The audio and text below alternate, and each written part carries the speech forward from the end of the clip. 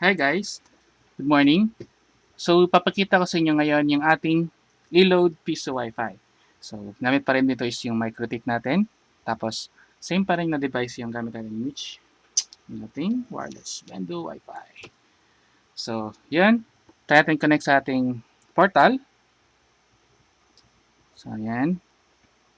Then nilagay ko muna dito sa voucher yung Eload.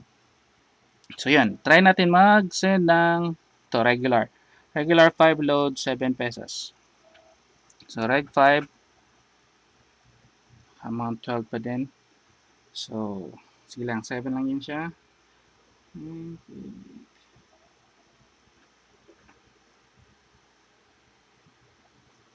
So, pag insert coin ko, nalabas ito, reg 5, tapos babayaran natin is 7 pesos.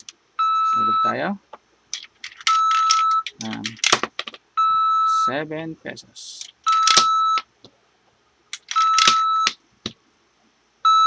So, sending, please wait. Sa Eload complete, check na lang natin na magsisend siya ng text message. Hintayin lang natin. Yung text message. Yun, lumabas na siya. So, yan, meron tayong 5 pesos na load. So, yan guys, ating i-load na mikrotik. So, thank you guys. Don't forget to like and subscribe.